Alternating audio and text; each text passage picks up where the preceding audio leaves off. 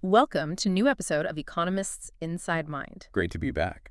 In our previous two deep dives, we really unpacked monetary policy transmission in Australia hmm and then looked at exactly how the Reserve Bank implements monetary policy. That's right, laying the groundwork. Exactly. So now, with that foundation, we're diving into something that, well, it really became a big deal after the global financial crisis and then again with the pandemic. Unconventional monetary policy. Absolutely. For, decades, central banks pretty much relied on one main tool, the Yeah. policy interest The rate. cash rate for us. Right. But when those rates got pushed right down close to zero, like after the GFC between 2007 and 2009, and then, more recently, Yeah. they had to, get creative, find other ways to stimulate the economy. So that's the mission for this deep dive then, to figure out what this unconventional stuff actually is. Precisely. What is it? What are the tools involved? And importantly, how did Australia actually use them? Okay, so maybe let's just quickly recap conventional policy first. For ages, it was all about changing that policy rate, the cash rate here. Yep, the standard operating procedure. And the idea, as we've talked about, is that tweak influences borrowing costs for everyone, basically businesses, households, How much you get for saving, the exchange rate. asset prices, houses, shares, all that stuff. Right. You raise rates, you cool things down, lower inflation. Cap the brakes. Lower rates, you stimulate growth, push inflation up. Hit the accelerator. Makes sense. It's the classic playbook. But what happens when that accelerator is already flat to the floor and the economy is still sluggish? Or the brakes are off, but you're still skidding, maybe. Yeah, good analogy. That's where unconventional monetary policy steps in. Oh. It's using tools other than just fiddling with that policy interest rate. Okay, so what are these other tools? What's in the unconventional toolkit? Well, the main ones we've seen emerge are things like forward guidance, asset purchases, you've probably heard that, called QE, or quantitative easing. Right, QE gets mentioned a lot. Then there are term funding facilities, some adjustments to how central banks operate in markets day to day, and even the slightly weird one, negative interest rates. Okay, let's take those one by one. Forward guidance. That just sounds like the central bank telling us what it's planning to do. Is it really a policy tool? It is, actually, and quite a powerful one.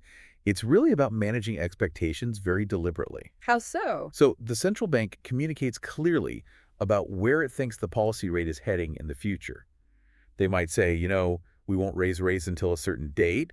That's time-based. Okay. Or maybe more powerfully, we'll keep rates low until the economy hits certain markers, like inflation reaching the target or unemployment falling below some level. That's state-based. Tying it to outcomes. Exactly. And the power isn't just saying it. It's about making people believe it. If businesses and households expect rates to stay low for longer. They might borrow or invest more now. Precisely. It reinforces the commitment to low rates, helps bring down expectations of future rate hikes, and just generally reduces uncertainty, which is super helpful in a crisis like the GFC or COVID. It's like saying, look, we're serious about this. Here's the plan. Got it. Adding predictability. Okay, next. Asset purchases. QE. This feels like where things get, well, maybe more controversial or misunderstood. What exactly is happening here? Yeah, they're definitely myths. At its core, asset purchases mean the central bank buys assets, mostly government bonds, since the GFC, from the private sector, like banks. Okay, buying bonds. But how do they pay? Is this the printing money people talk about? Good question. No. They pay by creating central bank reserves. In Australia, we call them exchange settlement balances, or ES balances. It's like the RBA just credits the seller's bank account electronically. So it's digital money creation, not physical banknotes rolling off a press. Exactly. It's not about printing stacks of cash. Central banks have actually done small-scale asset stuff for ages, but post-GFC and during COVID, the scale just exploded. Central bank balance sheets got huge. Right, so why buy all these government bonds? What's the goal? The main aim is usually to push down the interest rates or yields on these very safe assets like government bonds across different time horizons, the whole yield curve. How does buying them lower the yield? It's supply and demand, basically. Yeah. When the central bank comes in as a massive buyer. It then goes way up. Right. And when demand for bonds goes up, their price gets pushed higher. Now, bonds have this inverse relationship between price and yield. Think of it like a seesaw. Price up, yield down. Exactly. So by buying bonds, the central bank forces their price up and deliberately pushes their yield down. This lowers borrowing costs, linked to those bond yields. Okay, so it's another way to lower interest rates, especially maybe longer-term ones, that the main policy rate doesn't directly hit as much. That's a key part of it. It reinforces that forward guidance about keeping rates low overall. And there's another effect called portfolio rebalancing or portfolio adjustment. What's Well, the institutions that sold the bonds to the central bank now have cash, these ES balances. They probably don't want to just sit on that cash earning very little. right? They'll look for something else to invest in. Exactly. They might buy other assets, maybe corporate bonds, maybe shares, things that offer a potentially higher return. This extra demand can push up the prices of those assets too, and maybe even influence the exchange rate. Interesting. Okay, you mentioned government bonds and the yield curve. Maybe a quick explainer for anyone not living and breathing finance. Sure thing. A government bond is basically just a loan to the government. You lend them money for a set period. They promise to pay you back with interest. An IOU from the government? Yep, when the government first sells them, that's the primary market. Yeah. But then investors trade them amongst themselves. That's the secondary market. And that's typically where the central bank does its buying for QE. Okay, secondary market. Right. And the yield curve. Imagine you plotted the interest rate, the yield you'd get on government bonds that mature at different times, say in 3 months, 1 year, 5 years, 10 years, 30 years. That line connecting those points, that's the yield curve. And it's called risk-free. Generally, yes, because a government borrowing in its own currency is seen as extremely unlikely to default.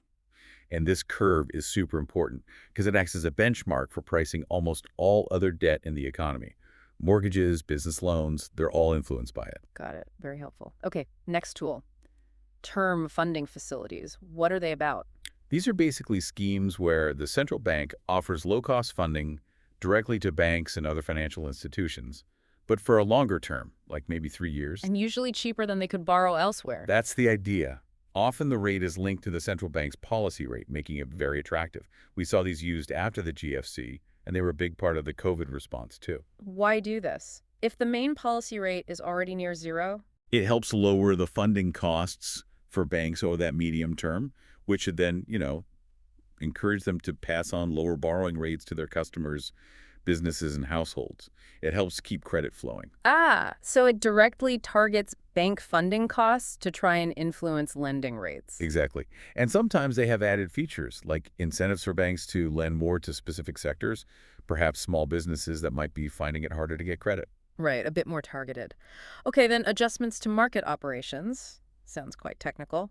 Tinkering under the hood. That's a good way to put it. These are changes to the central bank's regular interactions with the financial system, the sort of day-to-day plumbing. What kind of changes? During big stress events like the GFC or the start of the pandemic, financial markets can get really gummed up. Banks get nervous about whether they'll have enough ready cash liquidity to meet their obligations. So they might hoard cash and stop lending? Exactly, a credit crunch. Yeah. So central banks step in to prevent that. They might offer much larger amounts of money in their usual lending operations. Pump more liquidity in. They might accept a wider range of assets as collateral when banks borrow from them, Make it easier to borrow. and maybe even let more types of institutions access their facilities. The goal is just to keep the financial system functioning smoothly, make sure banks aren't scared to lend to each other or to customers because they know the central bank is there as a backstop. Makes sense. Keeping the pipes clear. All right, the last one. Negative interest rates. This still sounds counterintuitive. Paying the bank to hold your money. It does challenge the old thinking. For a long time, economists thought zero was the absolute floor, the zero lower bound. Because why would you keep money in a bank if it cost you when you could just hold physical cash for free? Right. The mattress option. But some central banks, particularly in Europe and Japan, actually did push their main policy rates slightly below zero. And did it work? Did people start getting charged? Well, the idea was to really push commercial banks to lend money out rather than park it at the central bank. But in practice, most commercial banks were very reluctant to pass those negative rates on to ordinary household depositors or small businesses. Why not? Probably worried customers would just pull their money out as cash the mattress option again. Yeah. And, the potential political and public relations backlash. So it didn't quite filter down. Not really to everyday people. It suggests there's maybe an effective lower bound that's close to, or maybe slightly below zero, where things get tricky because people might just opt for banknotes. Okay, fascinating toolkit. So let's bring this home to Australia. You said earlier we weathered the GFC okay with conventional tools. Yeah, Australia was relatively resilient then. Hmm. The RBA cut the cash rate aggressively, made sure there was plenty of liquidity, but we didn't need to roll out QE or negative rates or anything like that back then. But COVID was different. Totally different beast. The economic shock was just massive, unprecedented in peacetime, really. So that's when the RBA, starting around March 2020, deployed unconventional policies for the first time here. Right. A historic shift. And they expanded them further in November 2020. The clear goals were supporting jobs, getting the economy back on its feet. And these were used alongside the cash rate changes, not instead of... Absolutely, they were complementary.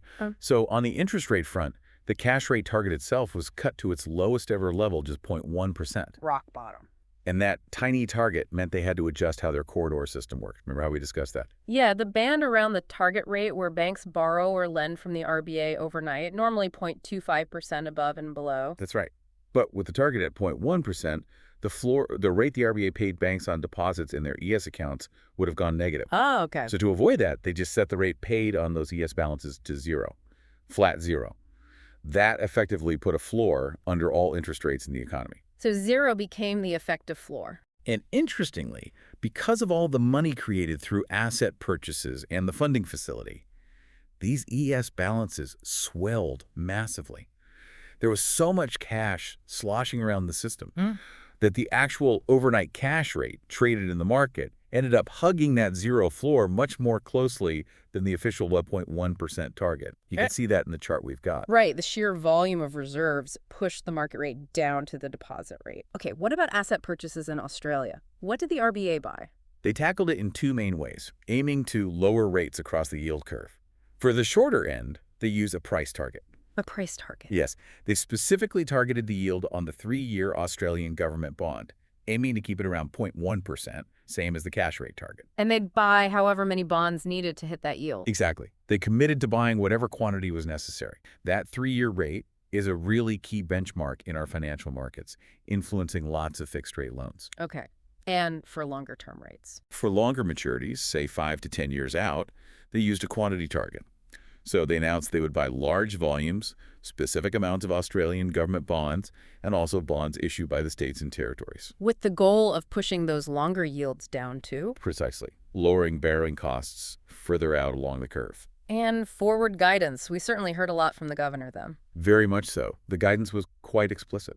The governor stated the cash rate wouldn't rise until actual inflation was sustainably back in the 2 to 3% target range. Sustainably being the key word. Absolutely. And they stressed this would require significant gains in employment and much stronger wages growth. It was very clearly state-based guidance. Did they give any time frame? They did provide some indication of when they thought those conditions might be met, adding a sort of time-based element alongside the economic conditions. Okay.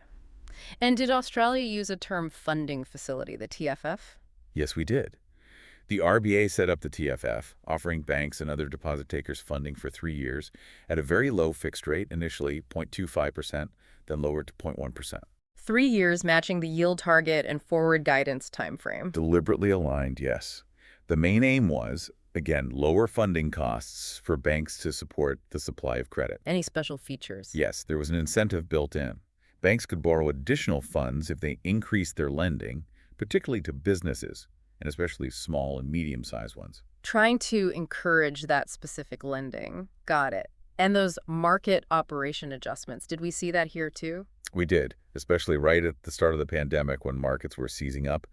The RBA massively increased the size of its regular liquidity operation. Nothing in cash. They also widened the range of collateral they'd accept, making it easier for banks to access funds. And importantly, they also conducted separate purchases of government bonds. Commonwealth and state purely focused on making sure those crucial markets kept functioning smoothly. These were distinct from the QE purchases aimed at the yield curve. Just keeping the market working. Exactly. Addressing dysfunction. Okay, so Australia really threw the kitchen sink at it, using a whole suite of these unconventional tools. Stepping back, what are the big picture goals and any potential downsides people worry about? Well, the goals are ultimately the same as conventional policy, just using different means. Yeah. Lower interest rates further than you otherwise could, put downward pressure on the Aussie dollar, hopefully boost asset prices a bit, provide liquidity to stop markets seizing up. Financial stability. Right. And reducing uncertainty with that forward guidance. But are there risks? Unintended There are consequences? always debates and things to watch. One concern sometimes raised globally is whether providing too much easy central bank liquidity reduces the incentive for banks themselves to hold enough buffers. Moral hazard. Kind of. Though, as mentioned, we have pretty strong regulations in Australia designed to counter that. Another is the effect of very low rates for a very long time. Could it hurt bank profits? Was that a big issue here? Less so in Australia. Our banks remained quite profitable. There's also the zombie firm argument. Do low rates keep unproductive firms alive? Though during COVID, the focus was really on supporting viable firms through an unprecedented external shock. Makes sense. What about asset bubbles?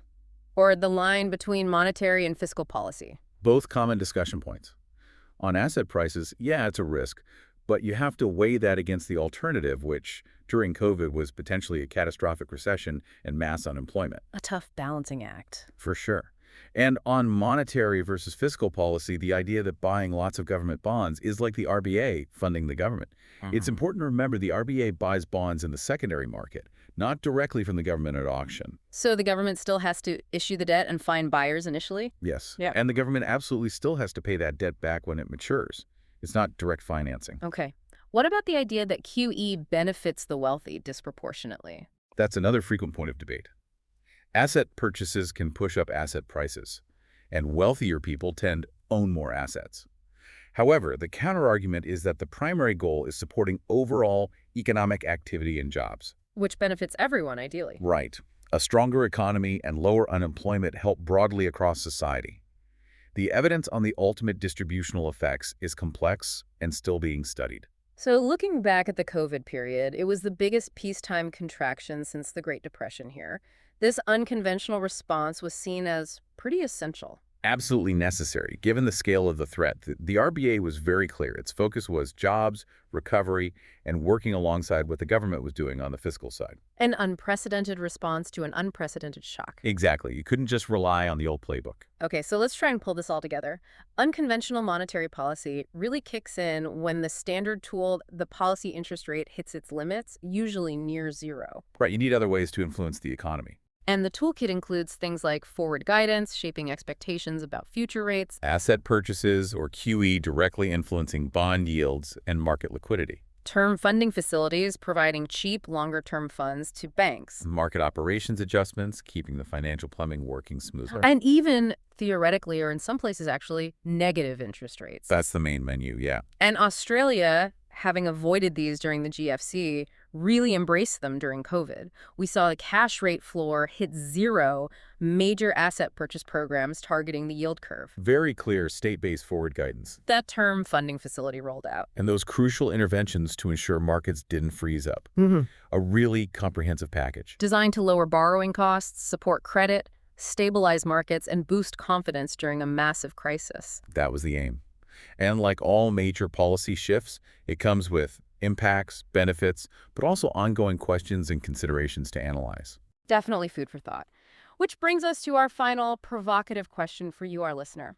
Considering these experiences, first the GFC, and now especially the COVID pandemic, what long-term implications might this greater willingness to use unconventional monetary policy have for the future role and maybe even the future effectiveness of central banks around the world?